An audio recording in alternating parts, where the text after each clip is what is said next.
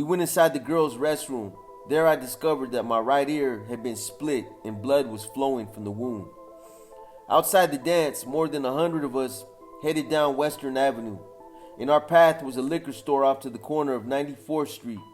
We mobbed the store and stole about half of the store's merchandise.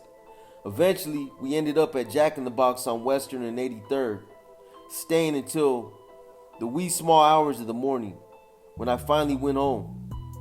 The next morning, my mother discovered a blood-soaked pillow under my head and took me to the hospital where my ear was stitched up.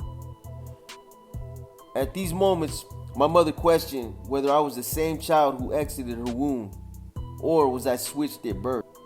Life seemed to move in an accelerated pace after I met Raymond. Now we were talking about a title to describe our campaign. In the school lunch area at Washington High, there was a great debate over the title, and most everybody involved was excited about it except me. It didn't matter what the title was because for the West Side, I planned to have Tookie in front of it. Thrown into the hat were names such as the Black Crusaders, the Terminators, the Mamas, the Eliminators, the Rebels, the Annihilators, the Black Knights, the Warlords, the Black Gangsters, and many more. Raymond suggested the Cribs. The craziest title, the Snoopies, came from Melvin. In fact, he and some of his homeboys showed up wearing t-shirts with pictures of the Peanuts cartoon character Snoopy on the front. Melvin abandoned the idea after being ridiculed about it. Not long after, my girlfriend Bonnie gave a party on 106th in the garage of her mother's house. When we arrived that night, she told me about two neighborhood thugs, Buddha and Monkey Man, Monk for short, crashing her party and scaring some of her friends away. They had a reputation as a vicious tag team at Washington High, but we had never bumped heads before. That changed when Buddha and Monkey Man's arrogance brought them back to the party, drunk and boisterous. After being thoroughly battered and thrown into the street, they regained consciousness and left.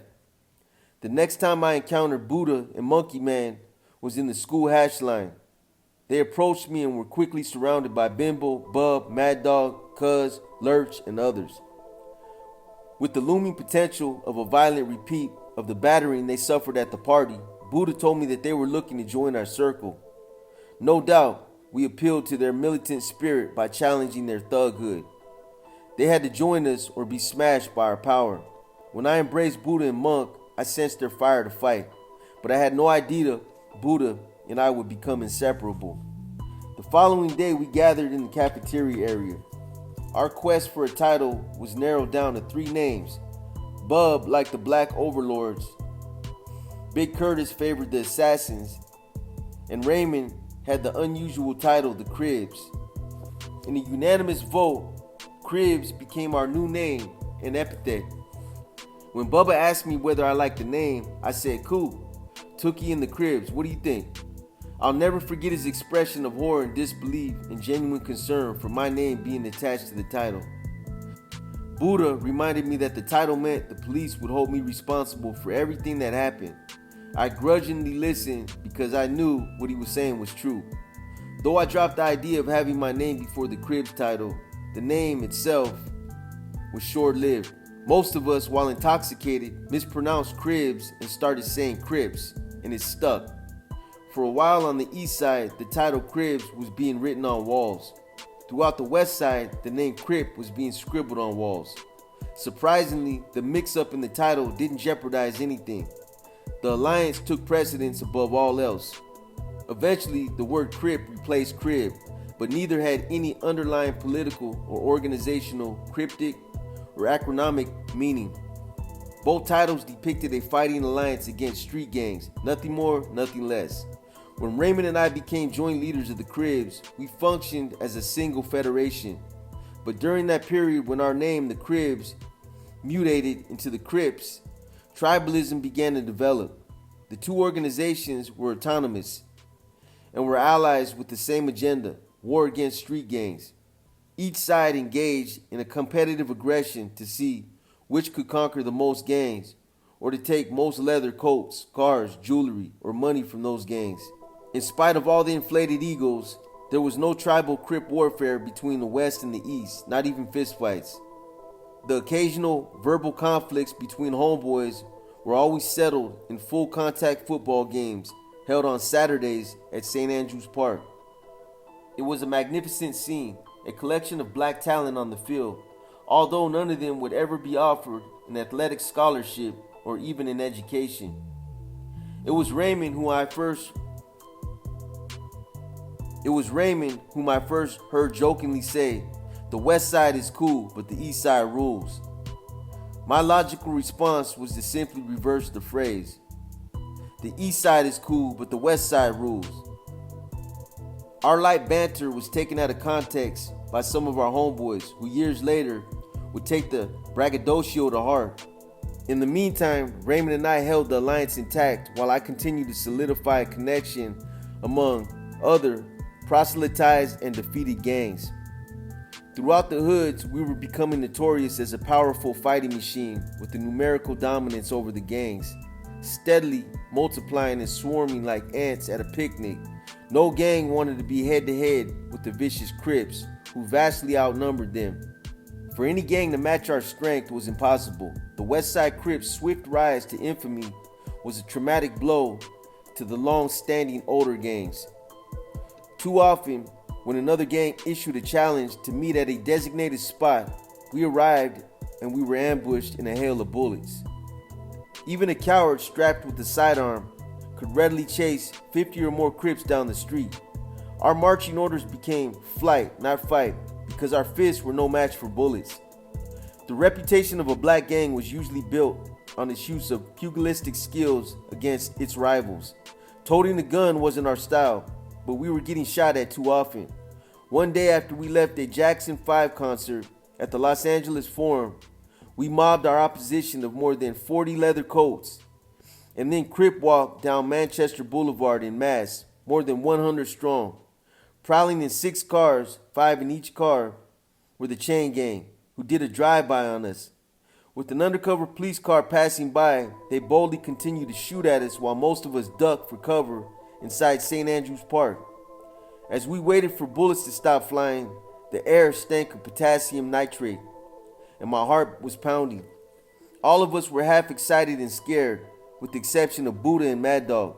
The silence was broken from the other end of the park when the chain gang loudly taunted and challenged us to a fight. Knowing they were packing guns, we strolled toward them with the foolish audacity of men walking into a blaze fire wearing gasoline-soaked clothing.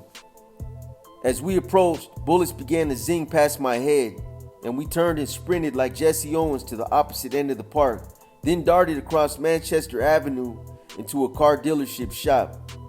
Hiding behind brand new cars, we watched as the chain gang passed by and shot up the car lot.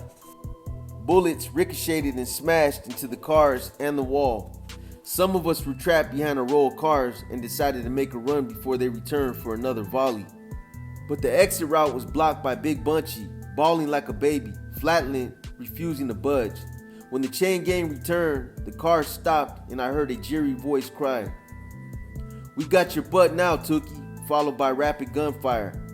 In the midst of a hail of bullets, Buddha jumped up and ran toward them, cursing and shouting over my dead body as he brandished a gun, returning fire. Then Mad Dog appeared, also blasting away at the chain gang, causing them to screech off down the street. It surprised me that both of our homeboys were packing guns. We knew they were coming back, so I hollered at Hawk to move Bunchy out of the way, and with one mighty kick, Hawk rolled Bunchy to the side and we escaped into the darkness. That event provoked many Crips to discard their right-hand leather gloves used for fighting and pick up guns. We were enraged and strapping down for battle. Though I continued the old style of gang fighting and avoided a toting gun, I found security in knowing that those closest to me were carrying guns. Nevertheless, force and violence were a theme of our lives. The more we fought, the more we had to fight, a continuing escalation of violence. Many of the chain gang members were grown men and had better access to weapons than we did. But they had to be taught a lesson, and it had to come swiftly. As the chain gang partied in their hangout late one afternoon, we surrounded the house. Big Curtis, Raymond, and Fat Riley kicked in the front door and rushed inside with other homeboys. The house exploded. Chain gang members were thrown out of windows, and those escaping through the back door ran into more of our fists and canes. Throughout the entire battle, gunshots were fired, but our only goal was to beat them into submission. Meeting up at St. Andrews Park, I noticed blood trickling down Raymond's face. He had been hit in the head with a vase, but we knew the tables had been turned. The chain gang had been trounced and eradicated on their own turf, although a few of them blended into a new and deadlier foe, calling themselves the Inglewood family. I remember Raymond pulling up at St. Andrews Park in a small caravan of black trucks with some East Side Crips in the back. I recognized Head, supposedly a former Avenue gang member turned Crip, driving one of the trucks. Raymond wanted to know if I'd accompany him to